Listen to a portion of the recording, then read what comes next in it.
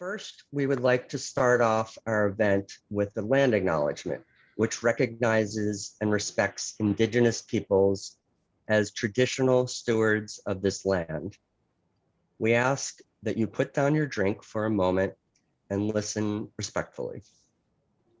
This land acknowledgement was created by signature by a local Lenape chief, Chief Dwayne Perry of the Ramapo Lenape Munsee tribe, and Oleana Whispering Dove of the Eastern Salogi Algonquian descendant. The signature theater is situated on unceded traditional lands of the Munsee Lenape, the Canarsie, the Wekiwswig, and the Siwanoy. Our territory, currently known as New York City, originates from the indigenous population that once inhabited the area of Mannahatta and its collective 5 boroughs within Turtle Island. To the region of Lower Mannahatta, we are indebted to the Canarsie, whose chief Seses met with the Dutch. To the region of Upper Mannahatta, we give reverence to the Wekiwswig, whose territory encompassed the Bronx and whose chief Mejuterma met with Jonas Bronk. Let this, our land acknowledgement, be the beginning of our return to unity, not just to each other, but to the awareness that we are truly a part of the earth. Let us now walk with the knowledge that each and every one of us is a guardian of most importance, as we were put upon this Turtle Island, not to seek dominion, but as caretakers, as two-leggeds, to protect and to grow each other, to love and offer kindness. We are here to ensure that the gifts of earth, water, and all remain pure and whole. And so let us be guardians of the earth, the water, and the air, the 4-legged flyers, the swimmers, the crawlers, the mammal people, and the green. In this way, we honor the land which gives us life. We honor the lives and culture forsaken, and we honor the prospect of renewed alliances. Moreover, let the spirit of recognition be a monument of action. Action that is fortified with a cooperative spirit and reverence for our traditional ways. Let it be the beginning of hope for this, our Turtle Island in the land of the Munsee. Let us now stand, lifting our humanity, enrapturing with the earth's conscience as gardens of harmony and kindness, as we pay respect to all of our ancestors and to future generations. We are the Lenapehoking today, and we will be for the remaining days of tomorrow, keepers of the past. So this acknowledgement demonstrates our ongoing commitment as a community working to dismantle the continued legacies of colonialism, oppression, and systematic racism.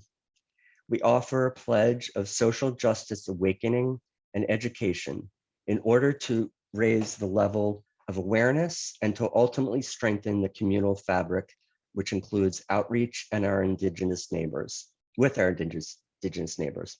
In this way, our collective voices can disrupt the patterns of social injustice through reverence of the Native people who share their land and by revitalizing indigenous history through indigenous specific programming. While land acknowledgement is not enough, it is an important reminder and a way to contemplate the land on which we sit. For those who are outside the New York City area and would like to add your own land acknowledgement, please feel free to do so in the chat. Let's take a moment to breathe in these acknowledgements.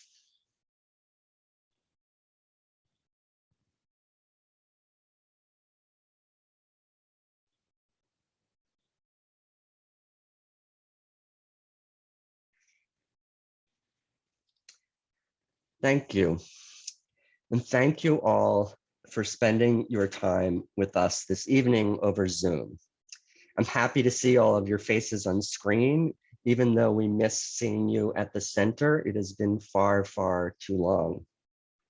We hope to see more of you this summer at the center, at the watering hole, which you will hear more about later. I hope you and those close to you are safe and healthy. And thank you to all for your support during this time. It has sustained us and will allow us to reopen. I want to acknowledge our board members who are here with us tonight.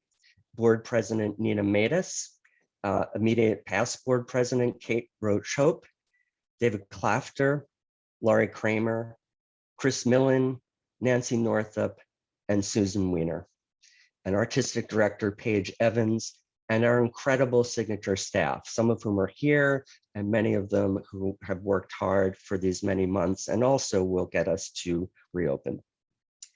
Tonight, you'll hear from our Associate Artistic Director, Beth Whitaker, Artistic Director Circle Chair, Kathleen Collins, longtime patrons, Shelley and Claude Winfield, and Just Ink co-chair, Kristen James. But now I would like to introduce to you and pass the virtual mic to our Artistic Director, Paige Evans. Thank you, Harold. And thank you everyone for being here tonight with us. I'm going to tell you a little bit about what we have coming up artistically. You may be able to see, I'm actually at the center right now in my office, and I've been back here a few times this week and last week, and it's so exciting to be back here as a show is being loaded in, and we're getting ready to welcome our community back into the center. And we're going to be doing that with The Watering Hole, which Harold mentioned. It's a devised theater piece by Lynn Nottage and director Miranda Heyman, along with a team of 19 artists of color all together. It's an incredible creative team, artists who are multidisciplinary, who are sort of crossing out of their usual disciplines. Writers are helping talk about the design, designers about the scripts. It's very, very collaborative piece. And there's a wonderful visual artist, Vanessa German, who is making sculptures for the centerpiece of the show in the lobby. So the idea is, this is a piece that's going to welcome our community back into the center. The artists involved call it the watering hole because they see the Signature Center as a watering hole, a place where they come to gather freely and gain sustenance, which speaks to the design of the building. When Jim Houghton and Frank Geary were designing the building, Jim talked a lot about orchestrated collisions and the idea of the theater spaces being off this central lobby and people running into each other and having creative conversations from that. And that's what these artists are honoring. To them, the center is an important place. So I think it's a really exciting piece for us to welcome everyone back. I hope you can join us for it. It's got various installations throughout the center. So you'll see some places you may never have seen before and some of the public spaces that you've been in, but that are being really reimagined.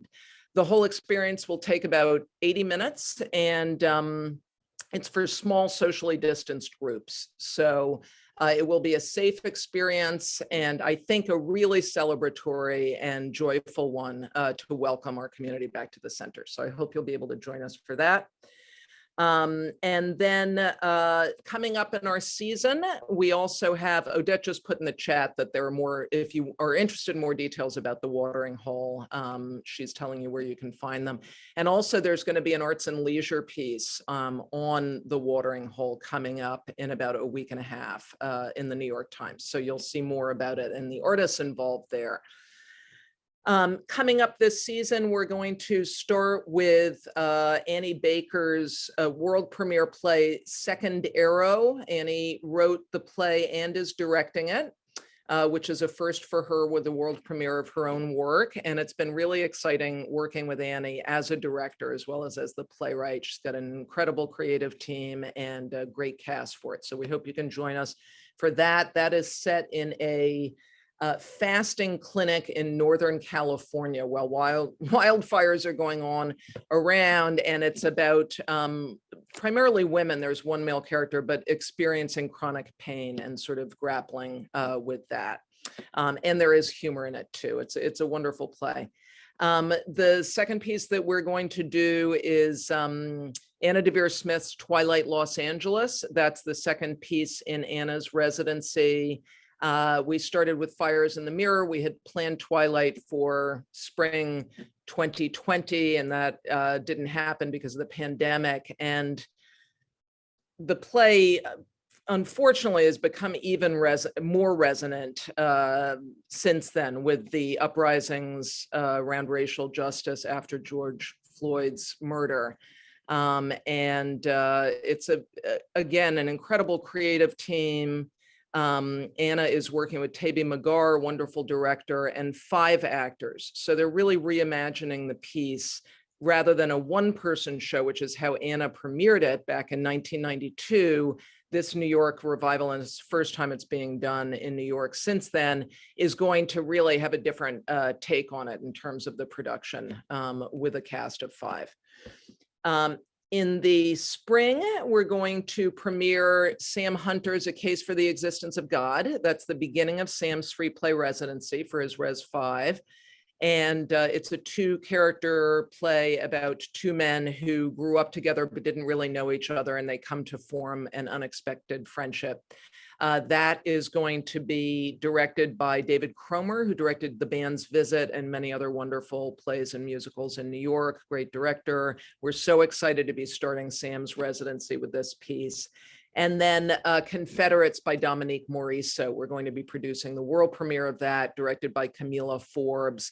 That's a play where Dominique takes us back and forth in time, back to slavery, and a woman named Sarah who becomes a rebel, and a woman named Sandra in a modern day liberal arts college who has just had a racist incident directed at her. And so these 2 women are grappling with systemic racism in different time periods in different ways. And the play really fluidly moves between different time periods in a very theatrical way. Camila Forbes, who directed, by the way, Meet Vera Stark for us, is going to direct that. So I think it's going to be a really exciting season. We've got various SIG Space events coming up throughout the season that will take place in our lobby.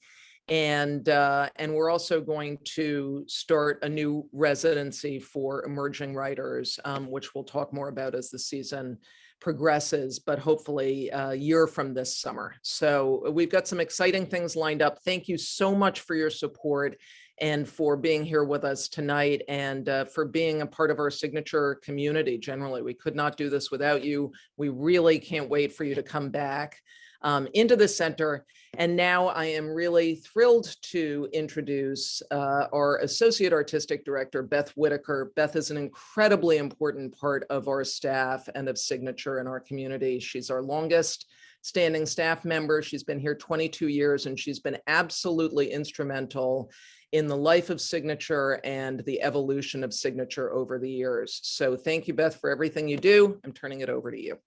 So thank you, Paige. And I came to Signature in early 1999, which was the end of Signature's John Guare season, which was the company's 8th season in existence. And at the time, I was finishing up my graduate school degree in dramaturgy at Columbia. And I had worked for a few years in regional theater as a literary manager and dramaturg before going to school. And then I had just worked at the Williamstown Theater Festival for a summer. And the leaders of Williamstown at the time, Michael Ritchie and Jenny Gersten, were very kind to try to help me find a job in New York City so I could stay here. And they introduced me to a bunch of people, and one of them was Jim Houghton, Signature's founder and artistic director at the time. And I went in for a meeting with Jim, not really thinking there was even a job available. And I walked out with not one, but 2 jobs. Jim was running the New Harmony project at the time, which was a play development conference that happened in the summer. And so he hired me to work for him at that conference and to start working part-time at Signature.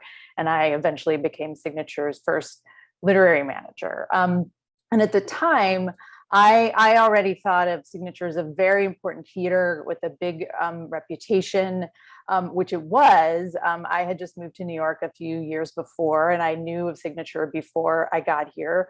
But in truth, Signature at the time was really a very young company that had grown really, really fast in its reputation and just grown fast in general. Within that 8-year span, Signature started in residency in a small space downtown called the Campo Cultural Center, then was at the Public Theater in residence for 2 seasons, and then within the course of about 2 months built its own theater, which eventually became known as the Peter Norton Space, named after our trustee, Peter Norton.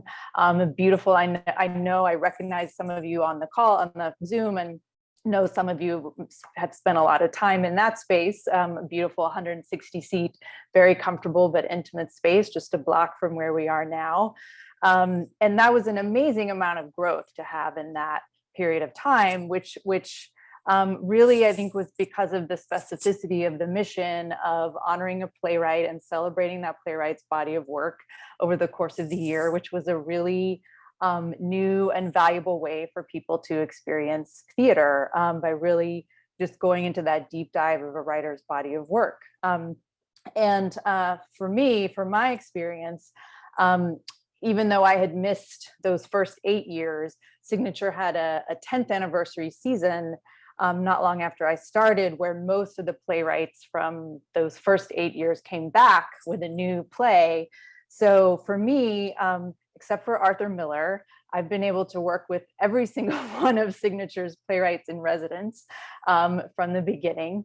And also, unfortunately, August Wilson was not with us through his residency because he passed away. But that has been an incredible experience for me over these past 22 years. And not to go into all the details of my job, but the most important thing is really that I get to work very closely with our playwrights and their artistic collaborators on bringing the plays to life. And that's a pretty great way to make a living for all of these years. And, you know, when we were at the Norton Space, really having just one playwright in residence for the season and being so small at the time, there were about 10 people, you know, working on the full-time staff at Signature. The theater really truly transformed every year, depending on who the playwright was. And we were all centered around this one person. And it was a very incredible and rich and engaging experience. And now at the center, I think that really happens in a different way because there are more playwrights and more space, but we are still really developing deep relationships with these writers that actually extend over a longer period of time now. And the writers get to be in that space, cross-pollinating with each other, which is also a really exciting thing to experience when you come to work every day. So when I was thinking about what I might talk to you about today, because I've had 22 years of stories that I could share with you, which have all been, or many have been really great, enriching, exciting. I heard that Michael GREIF was going to be in attendance tonight. And Michael has also been a big part of my, hi Michael, has been a big part of my Signature experience. Michael, to my count, has directed 5 productions at Signature, but one of those was Angels in America. So that really counts as at least 2 productions, I would say. And for me personally, working with Michael is a fantastic director. And when I have worked with Michael, I feel like I always have to be at the top of my game. Michael puts himself into whatever he's doing 1000%. He's a great director. And so I know that he's going to be way, way, way ahead of us and that we all have to be ready. He really raises the bar when we're working with him here at Signature, and he's a great collaborator with writers. And so when I was thinking about, you know, I don't play favorites. I've had a lot of great experiences, but when I think about some of the experiences that have really been close to my heart at Signature, several of them have been productions that are directed by Michael. And so I wanted to talk about one in particular, which is Katori Hall's play, Our Lady of Kibeho.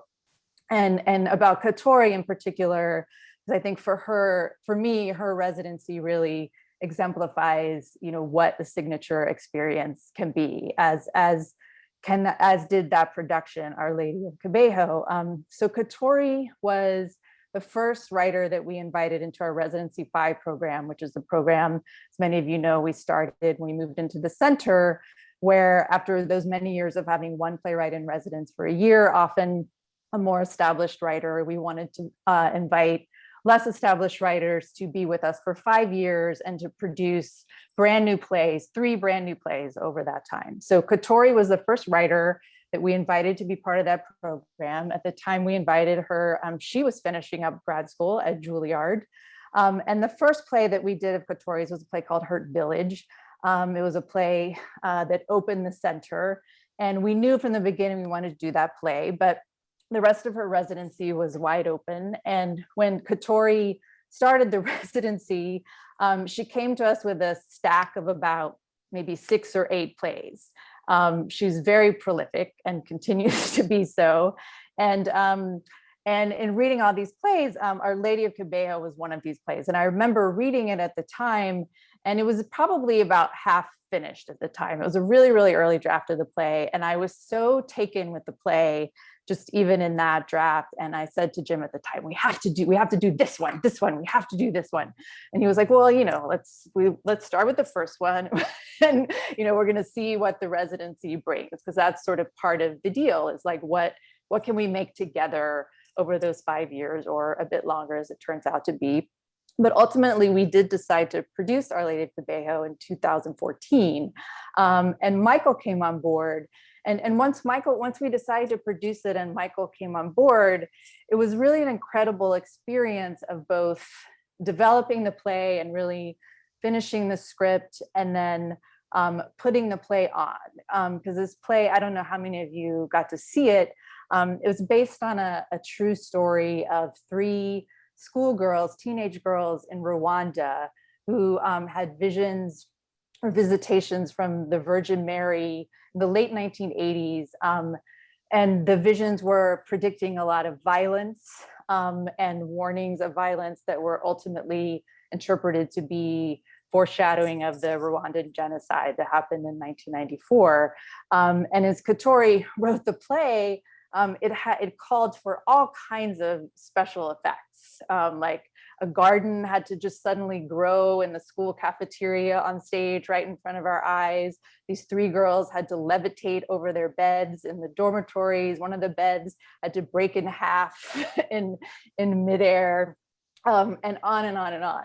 And one of the most, I think, exciting and challenging things about those effects was that Katori really wanted them to be theatrical, and not just like video. There were images of like suns burning up in the sky, and she really wanted to be theatrical. So it was a really exciting collaboration with Katori and Michael and the team of designers and all of us working on that show. And it was very challenging. We had to really be strategic about our budget and how we did things. And they used the diamond space in this way. I remember Michael, full disclosure, Michael talking to me about this early on, calling me and saying, we want to move all over the space and we want this to happen. And I had a really hard time sort of imagining what he meant exactly. But when it happened, it felt like there was a scene where the villagers were coming through the audience, and it actually felt like there was a village of people around us, and you could feel them walking by, and there were all these images. And we did ultimately use video, but in a way that really served the theatricality of the play. And it was just a really, a lot of people who read that script said things like, you can't do this on stage. This is like not something that you can do on stage. And it was ultimately as Paige just said, it was thrilling, and it really was, but it wasn't a play that was about special effects ultimately. I mean, and the effects and the beautiful staging that Michael did were really about telling a story, and telling a very important story, and a very human story, and about the humanity of these people, and what happened to these people, and people that you don't normally see their stories told on stage. And I think that production, and then Katori's residency, Katori since then has, during the course, we just did the third and final play of Katori's residency last year, The Hot Wing King, which was a brand new play that she wrote, not part of that stack she gave us many years ago.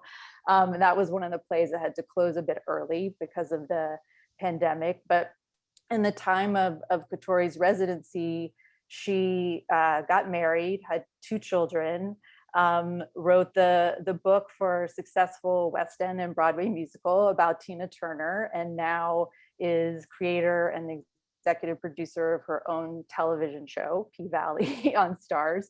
But she still thinks of Signature as her home, and a place that she has the space to make her work, and to make it with collaborators like Michael and with new people. And so I just think of that show and Katori's residency as a true Signature experience, and one of many for me that I've been able to experience. But thank you, Michael. I embarrass you for a moment? Oh no, I guess.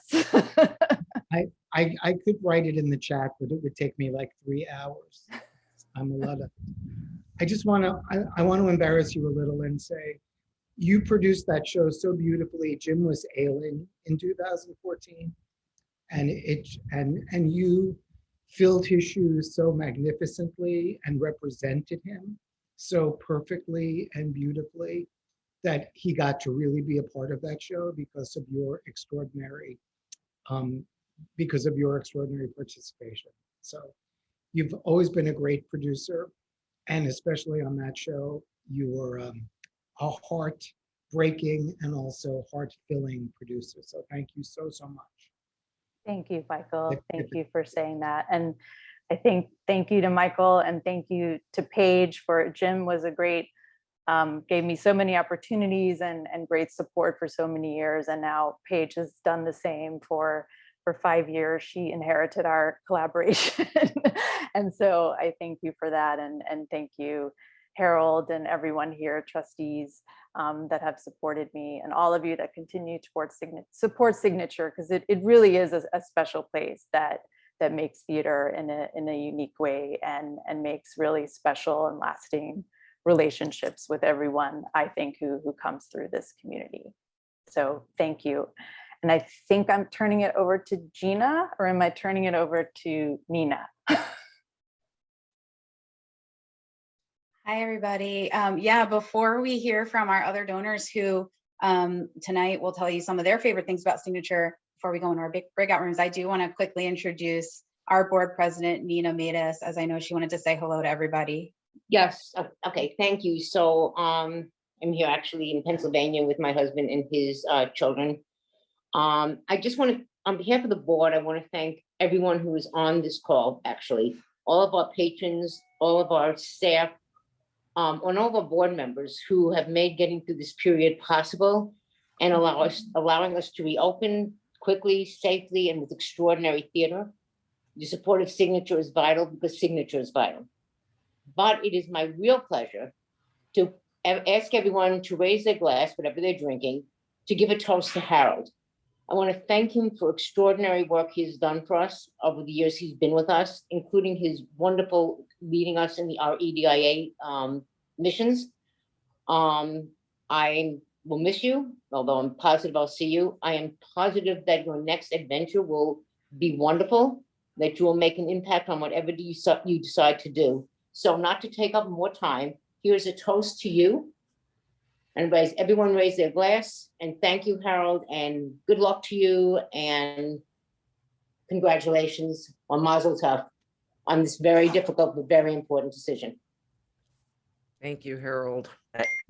Thank you, Nina, so much. And thank all of you. It's been such a pleasure to spend time at Signature, get to know and befriend so many of you, and in the words of the land acknowledgement, to for a brief time be a caretaker for Signature as a link from the past to the future. And for all of you who are so supportive of Signature, it means the world to me, and you inspire and encourage us and allow Signature to do what it does. And I'm confident that with your support, that will continue. So it's been a privilege, an honor, and a pleasure.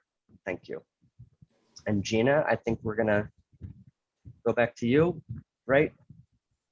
Yes. Hello again, everyone. So now we want to hear from all of you. And we have a couple of featured donors tonight that we're going to hear from briefly before we go into our breakout rooms to hear from everyone. So I want to introduce and welcome 3 of our donors from different donor programs. Kathleen Collins, who is the chair of our Artistic Directors Circle. Shelley and Claude Winfield, who are long-term patrons and subscribers at Signature. And Kristen James, who is the co-chair of Justinct, which is our group of ambassadors helping us to diversify our audience at Signature. So first, I'll ask Kathleen to tell us for you, what you are also a former board member. So I know you've been involved with Signature for a very long time. What makes Signature so special for you? Signature is extraordinarily special in this vast stew of theater that is New York City. And it's to me in particular, because as you've heard from both all the earlier speakers, at Signature, the playwright is the star of the show. I know you all see lots of theater and you see the marquees and the big names of people are above the title, and it's usually, if you're lucky, it's a Broadway star, but if you're not, it's a TV or movie star more and more these days. But at Signature, the playwright is the star. And I didn't 100% understand that when I first started coming to Signature. I just went to see a play that I thought I would be interested in. And very soon after that, a friend invited me to an event at Signature, which was a little dinner party outside the Griffin, at a table set up, and I arrived, and who's sitting at the head of the table? Edward Albee. And I was so taken aback because I'd studied his work in college. I'd seen some of his plays, and I couldn't wrap my mind around the fact that he was sitting in the room with me and speaking to us about his process or what he had for breakfast, or, I mean, it was just so immediate.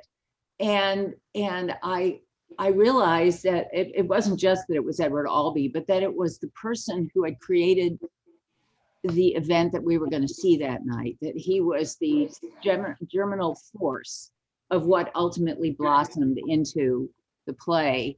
I know that Signature absolutely values the actors and the directors. We've heard from one very prominent director tonight. They're all essential to putting it on the stage, the play, but that the truly initial creative force from which all theater springs is the writing.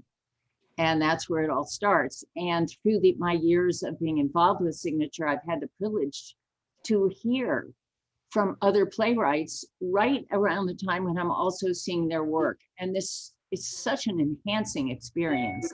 It creates a sense of feeling part of the process. You're not just in the audience, you're with everyone there. You're with the people on the stage. You're with the person penning the word. We're with the people bringing them to life. I mean, it makes it an entire experience. And I'm deeply grateful to Signature for letting the storytellers tell their stories, because we need them. So thank you. Thank you, Kathleen. That's so wonderful to hear from, from someone who's been involved for such a long time and in various roles. So thank you for sharing that. So now we're going to hear from Shelley and Claude, who, as I mentioned, are long-term patrons from Signature. And I know I see them come almost every time we've had a patron reception. I think Shelley and Claude are there, always get to speak to them about their many memories at Signature. So I think Claude's going to tell us about his favorite production, and Shelley, you're going to tell us more about what makes Signature and the center special for you. So go ahead. Shelley's going first. Thank you. The Signature Center is special to me because I'm exposed to so many different themes. The storyboards are right outside each production, and it's detailing the history and the culture of that time period of the play. For example, the plays Paradise Blue and Hurt Village both portray the relocation of residents. And it was the urban renewal from Detroit, Michigan, also Memphis, Tennessee, respectively. I felt the actors' performances encouraged me to step into the shoes of those they were portraying and being relocated.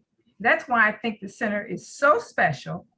There is a collaboration of talented playwrights, actors, and designers that helps transform me into another place and time.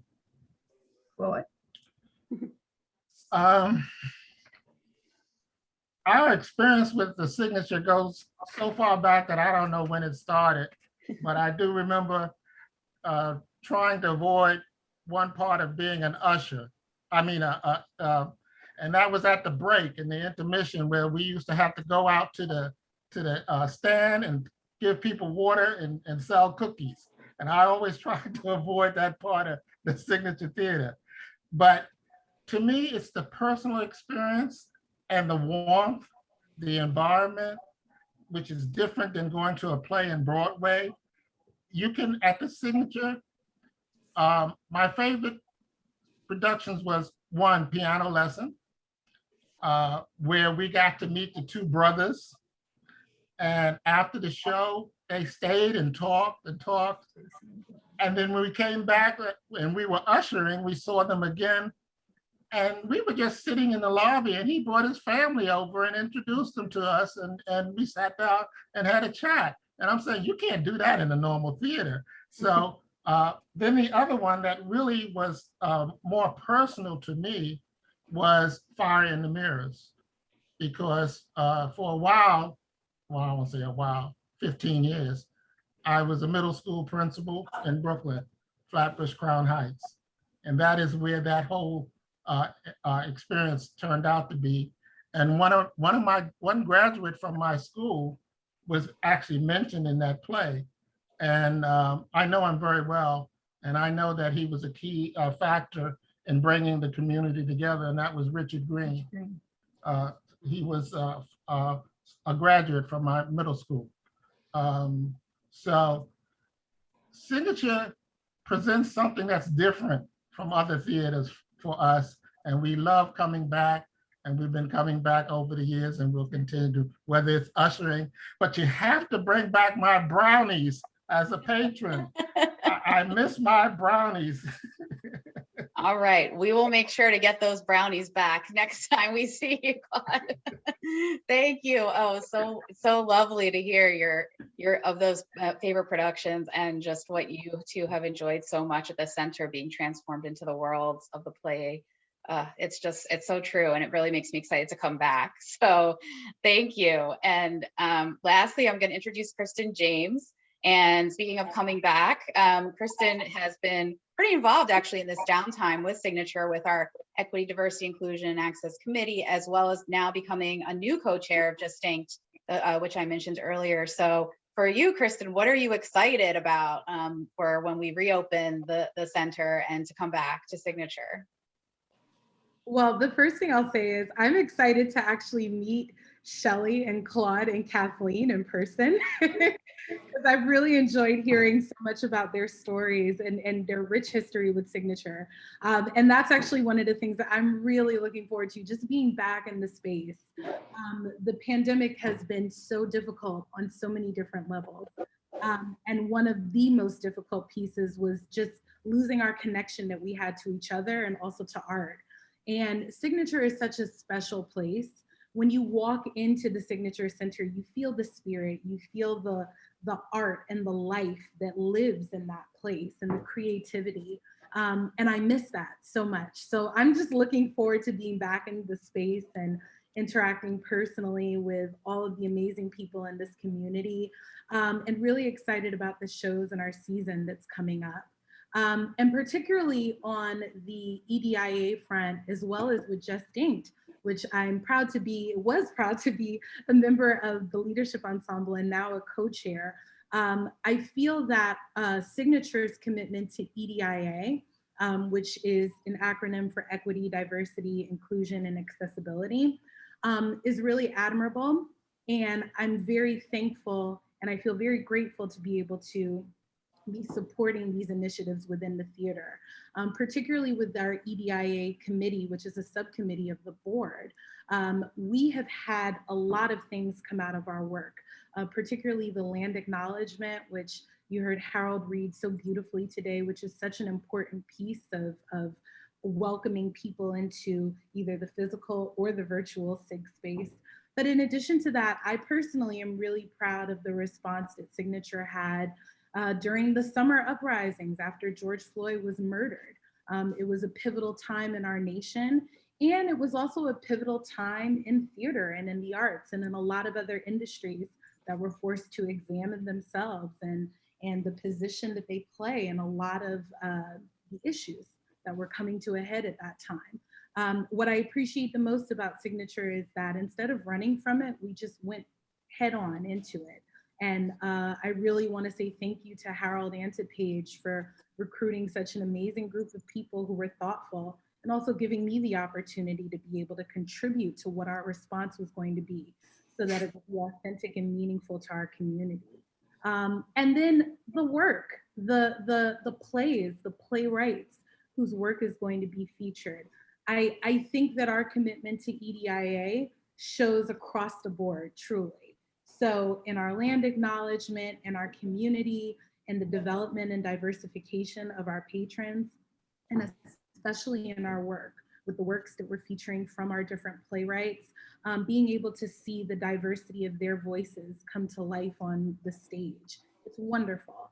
And I think that this season in particular is going to enable lots of folks, including myself, to be able to see themselves again on stage at Signature. So really excited to get back into the fabulous place that has brought us all together.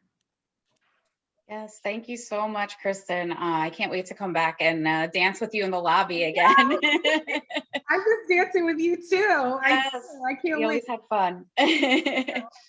Well, and just before I turn it over to our Brig Governors, I'll just mention again that Just Inked is a pretty new program for us that we started just about 2 years ago. And it's our ensemble of theater workers who are theater lovers, rather, that really are trying to help us diversify and expand our community of Signature. So we've done that by doing different networking and social events, but we've also really have always had a focus on equity, diversity, inclusion, and accessibility with the group. And now with all of the focus that we're really trying to take some concrete action steps at Signature towards those goals, Just Inked is going to be very involved, and members of the group. I mean, it is a supporter group, but it's also meant itself to be very accessible. So if you know people in your life that might want to get involved with us in more than just a philanthropic way, but to really help us push forward those goals, and join Kristen and the others, that we have a great group, a core group of supporters from Just Inked, let us know. We'd love to have them. We want to expand that community as well. So thank you so much to Kathleen, to Shelley and Claude, and to Kristen for sharing your memories, your experiences with us.